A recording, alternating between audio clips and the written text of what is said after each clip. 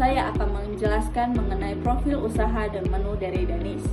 Profil usaha Danis sendiri adalah sebuah brand minuman kekinian yang mengusung konsep fresh dan creamy. Nama Danis sendiri kami pilih untuk mempresentasikan kesan produk yang manis, elegan, dan disukai oleh semua kalangan. Danis sendiri menawarkan 2 varian rasa, yaitu stroberi dan coklat. Kedua menu ini dipadukan dengan susu cair yang berkualitas untuk menciptakan rasa yang milky dan lezat. Keunggulan utama produk ini terletak pada penggunaan whipping cream sebagai topping utama. Penambahan ini bertujuan untuk memberikan keseimbangan antara kesegaran buah atau coklat dengan tekstur yang lembut, sehingga menciptakan pengalaman rasa yang mewah di setiap sajiannya. Strategi penetapan harga, meskipun hadir dengan tampilan dan rasa kelas yang premium, kami menetapkan strategi harga yang sangat kompetitif. Produk Danis sendiri dapat dinikmati dengan harga Rp15.000 dan kami sangat optimis harga yang sangat terjangkau ini dapat menjangkau target pasar yang luas, khususnya di kalangan mahasiswa, tanpa mengurangi kualitas produk yang kami sajikan. Dalam memastikan keberlanjutan usaha minuman keliling ini, kami telah memetakan risiko utama beserta strategi mitigasi untuk menjamin keberlanjutan bisnis ini. Yang pertama, risiko operasional. Tantangan operasional mencakup kehabisan stok, inkonsistensi rasa, hingga kendala teknis pada alat dan skuter listrik. Solusinya, kami menerapkan disiplin tinggi seperti pengecekan stok dan kondisi skuter wajib dilakukan setiap hari. Penggunaan SOP takaran yang baku, serta pencatatan transaksi secara real time untuk mencegah kesalahan data. 2. Risiko keuangan. Kami mengantisipasi fluktuasi penjualan dan kenaikan harga bahan baku yang bisa menggerus keuntungan. Strategi mitigasinya adalah memilih lokasi dan jam jual yang strategis, mencari supplier alternatif yang terjangkau, serta mencatat pengeluaran sekecil apapun agar anggaran tetap terkontrol. Dan yang ketiga adalah risiko pasar. Agar tidak kalah saing atau ditinggal pelanggan karena tren yang berubah, kami fokus pada diferensiasi. Kami membangun ciri khas unik lewat konsep skuter dan topping tebal, sekaligus rajin memperbarui varian menu sesuai tren yang sedang ramai di media sosial. Yang keempat ada risiko sumber daya manusia. Mobilitas tinggi rentan menyebabkan kelelahan fisik yang berdampak pada buruknya pelayanan. Untuk itu, kami mengatur jadwal istirahat yang cukup agar stamina terjaga, serta melatih tim untuk selalu berkomunikasi ramah demi kenyamanan pelanggan. Dan yang terakhir ada risiko lingkungan dan regulasi. Menghadapi risiko cuaca buruk dan penertiban lokasi, kami menyiapkan perlengkapan outdoor yang memadai seperti jas hujan dan cooler box berkualitas. Kami juga memastikan keamanan usaha dengan memilih lokasi legal atau menyiapkan titik cadangan jika harus berpindah lokasi secara mendadak. Identifikasi tren pasar dan persaingan. Perkembangan pasar saat ini menunjukkan perubahan signifikan ke dalam perilaku konsumen dan cara perusahaan menjalankan bisnis. Banyak faktor yang mempengaruhi perubahan tersebut, terutama perkembangan teknologi dan kebutuhan masyarakat yang semakin beragam. Agar bisnis dapat bertahan, diperlukan pemahaman terhadap tren pasar dan kondisi persaingan yang terjadi. Beberapa tren pasar yang berkembang saat ini antara lain yang pertama, digitalisasi meningkat pesat. Banyak aktivitas beralih ke platform digital mulai dari promosi, transaksi, hingga pelayanan pelanggan. Semua dilakukan secara online karena lebih cepat dan praktis. Yang kedua, preferensi konsumen yang berubah. Konsumen menginginkan produk yang mudah diakses, berkualitas baik, serta memberikan kenyamanan. Produk yang sehat, aman, dan ramah lingkungan semakin diminati. Yang ketiga, peran besar media sosial. Media sosial menjadi tempat utama konsumen mencari informasi dan rekomendasi. Konten menarik, ulasan pengguna dan influencer sangat mempengaruhi kebutuhan pembelian. Munculnya kebutuhan produk personalisasi, konsumen ingin produk yang sesuai gaya atau karakter mereka. Semua desain yang bisa dipilih sendiri atau layanan yang lebih personal. Seperti dominasi konsumen muda, milenial, dan Gen Z. Kelompok ini lebih responsif terhadap visual menarik, inovasi, dan kecepatan layanan. Gaya pemasaran harus menyesuaikan karakter generasi ini. Selanjutnya, identifikasi persaingan. Kondisi persaingan di pasar juga mengalami perubahan akibat banyaknya bisnis baru dan berkembangnya teknologi. Beberapa bentuk persaingan yang terjadi yaitu, yang pertama, banyaknya pelaku usaha baru. Mulai bisnis kini lebih mudah sehingga produk dan layanan sejenis semakin banyak. Konsumen memiliki banyak pilihan sehingga persaingan menjadi lebih ketat. Lalu, dominasi perusahaan besar. Perusahaan besar memiliki modal, teknologi, dan jaringan lebih luas sehingga sulit disaingi pelaku usaha kecil jika tidak memiliki keunikan. Selanjutnya, persaingan melalui inovasi. Bisnis berlomba menghadirkan sesuatu yang baru baik dari rasa, desain, fitur maupun cara pelayanan untuk menarik perhatian konsumen.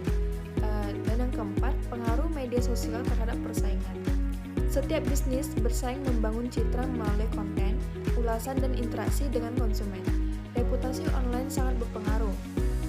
Dan yang terakhir, persaingan harga dan kualitas. Ada perusahaan yang bersaing melalui harga murah, sementara ada juga yang menonjolkan kualitas tinggi. Keduanya memiliki pasarnya masing-masing.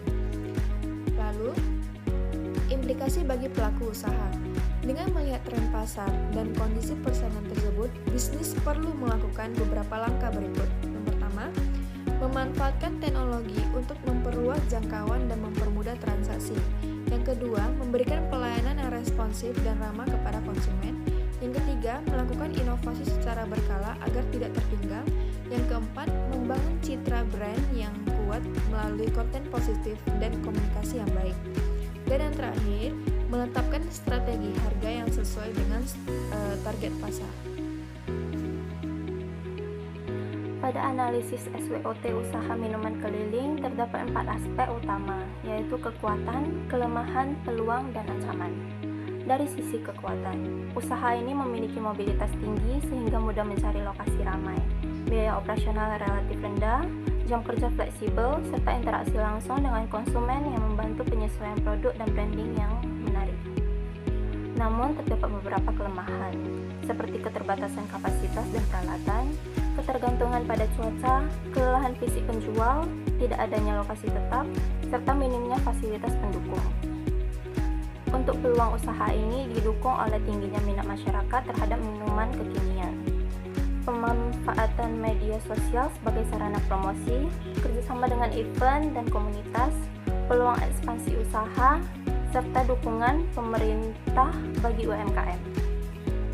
Sementara itu, ancaman yang dihadapi antara lain persaingan usaha yang ketat, kenaikan harga bahan baku, perubahan tren konsumen, penertiban oleh aparat, dan risiko kerusakan alat atau armada.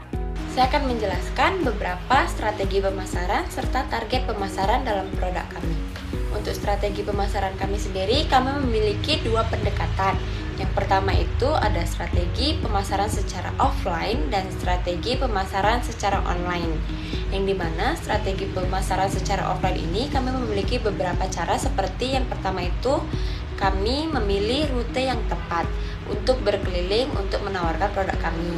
Seperti kami sering berkeliling di area lapangan, sekolah maupun perkantoran ataupun taman yang banyak dikunjungi oleh orang-orang.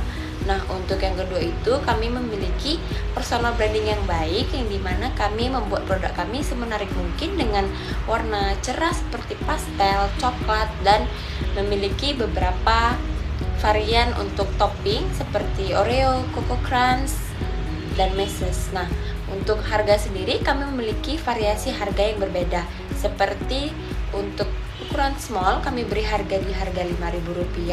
Nah, untuk ukuran medium Rp8.000 dan large Rp10.000. Untuk pendekatan yang kedua itu ada pendekatan secara online, yang dimana kami memanfaatkan platform media seperti TikTok, IG, ataupun WA untuk mempromosikan produk kami, di mana kami membuat video promosi yang semenarik mungkin yang untuk dapat ditarik oleh budaya yang sekarang.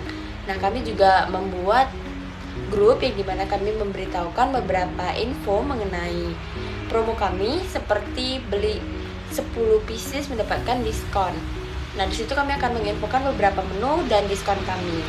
Nah, untuk target pemasaran kami sendiri adalah anak-anak di kalangan muda, perkantoran, dan orang dewasa. Nah, Untuk target sendiri, kami juga memiliki beberapa tipe target kami. Nah, untuk yang anak-anak sekolah sendiri, kami fokuskan kepada harga, dan untuk yang di kalangan dewasa sendiri, kami memfokuskan pada personal brandingnya untuk menarik selera bagi konsumen.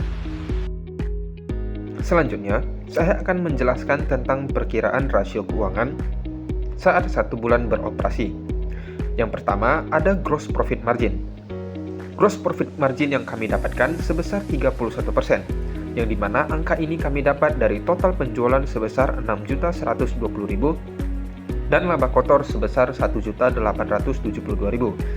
sehingga kami dapatkan angka gross profit margin sebesar 31%, yang dimana angka 31% merupakan GPM atau gross profit margin yang ideal bagi UMKM.